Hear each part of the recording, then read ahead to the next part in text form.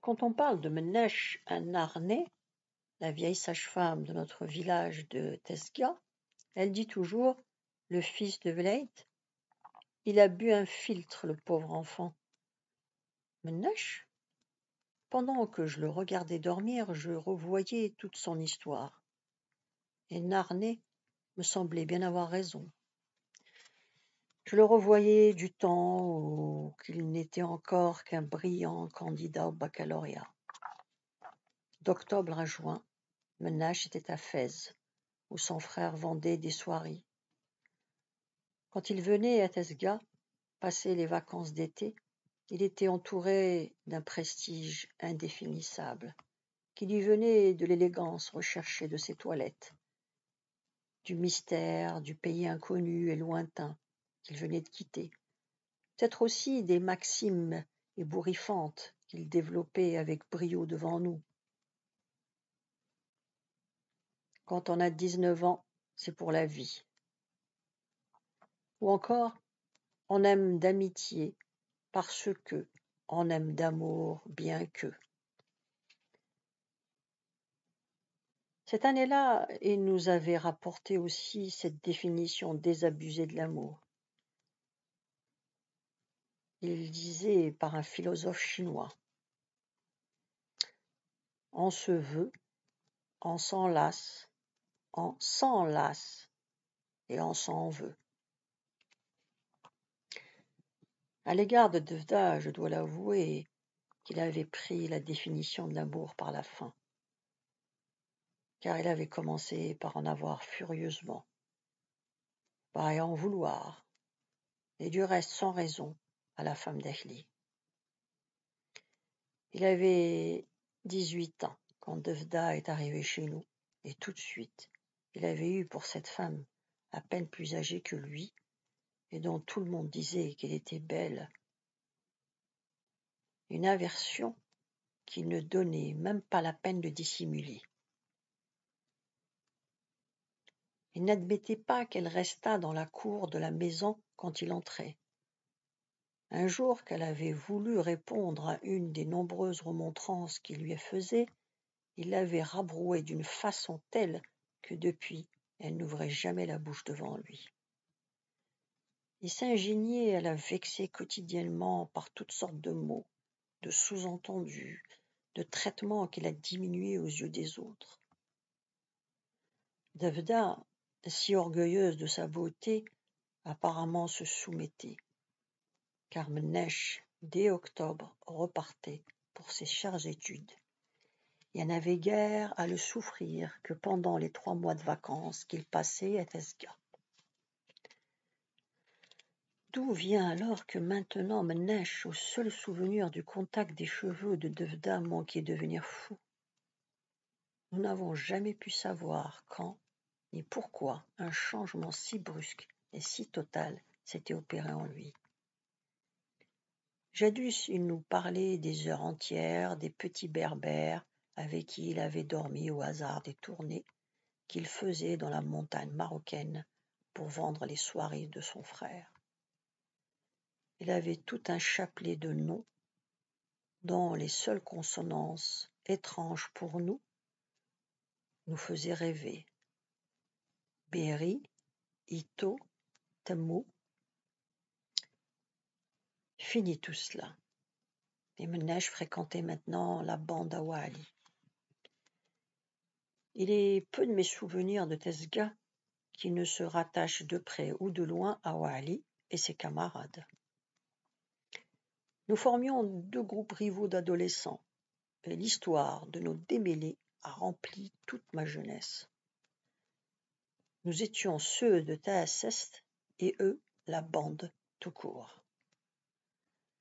Autour du grand Wali s'étaient groupés un peu au hasard des rencontres beaucoup, au choix, sûrs de l'instinct.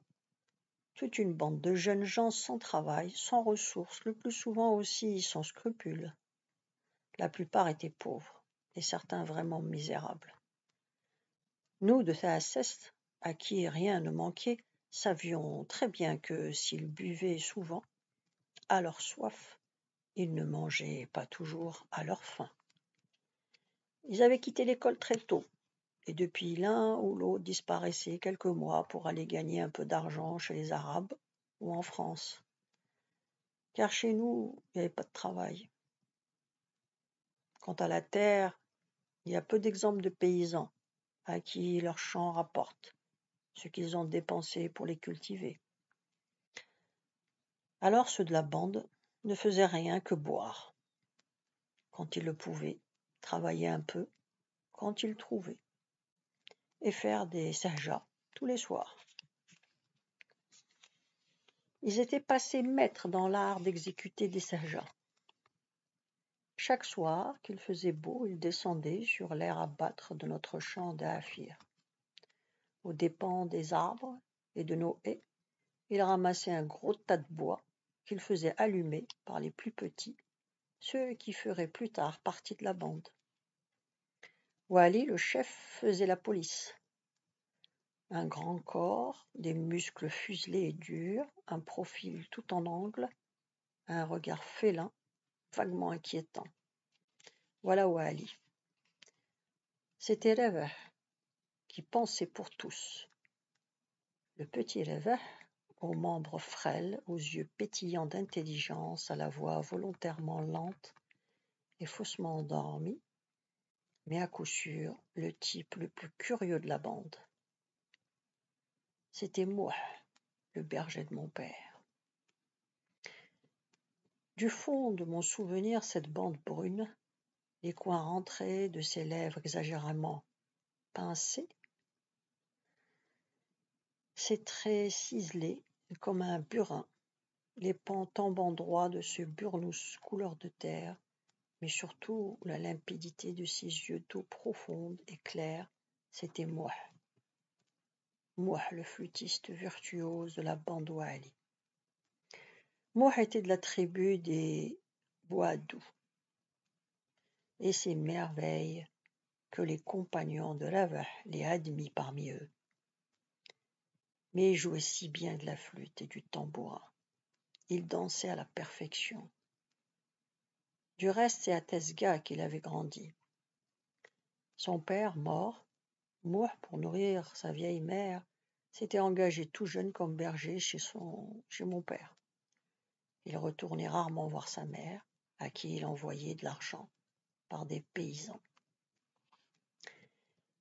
Il était un peu de la maison, mais les enfants l'appelaient Mouh, des Shahalal, comme s'il était vraiment de notre famille. Quand les rapports n'étaient pas trop tendus entre eux et nous participions au sarja des camarades d'Ouali. Mais c'était plutôt rare.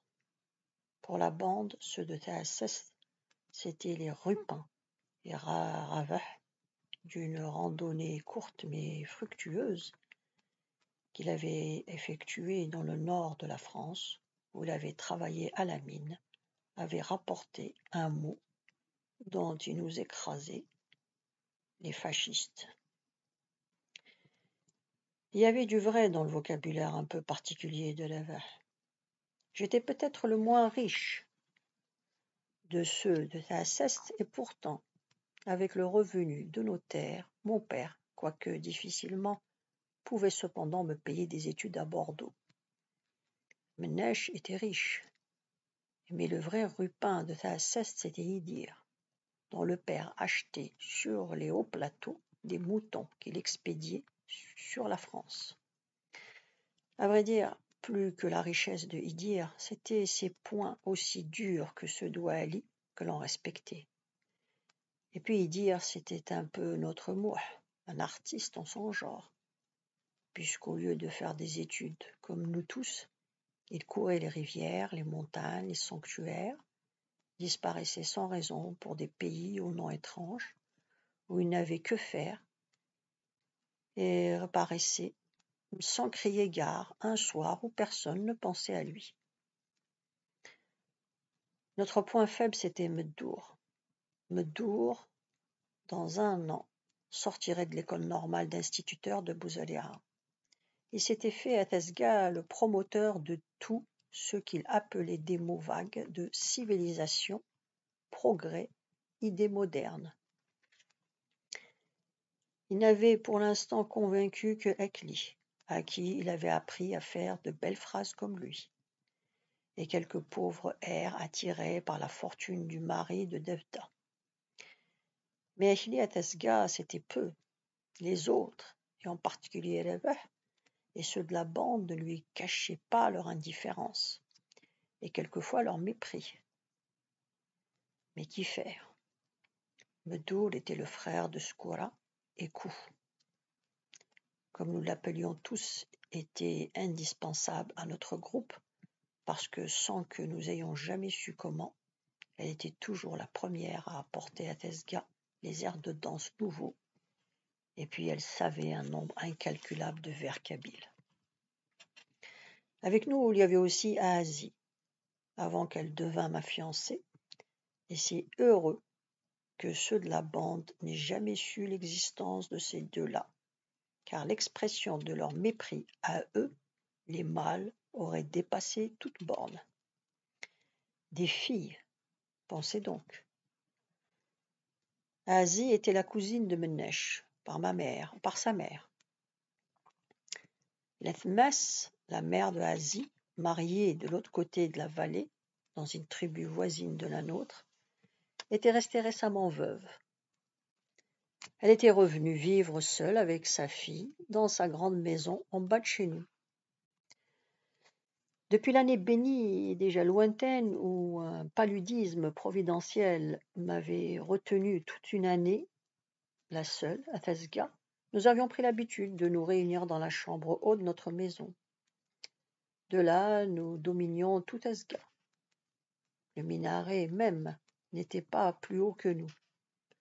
Nous avions devant nous, quand nous rentrions, la longue crête des Irathen, avec le cône aigu du monument d'Isheriden. Vers l'est, la montagne, avec le col de Quilel. Vers l'ouest, le village d'Aurir. Et derrière nous, la mosquée, dont le minaret nous masquait une partie de la montagne. Vu d'un point quelconque de Tesga, notre donjon apparaissait debout contre le ciel et dominant les maisons basses du village comme un berger au milieu du troupeau. C'est pourquoi nous l'avions baptisé Tasest, la garde. À vrai dire, le nom qu'on continuait de nous donner ne correspondait plus à rien, car depuis longtemps nous avions fermé Tasest. Ahazi en avait gardé la clé. À chaque période de vacances, nous nous promettions de l'ouvrir de nouveau aux vacances suivantes. Mais lors de notre dernière séparation, nous avions fait vœu que nous n'y rentrerions qu'avec notre troupeau complet, et une étrange malédiction semblait s'acharner sur nous. Au dernier moment, il manquait toujours quelqu'un. La suite demain. Vous pouvez vous abonner.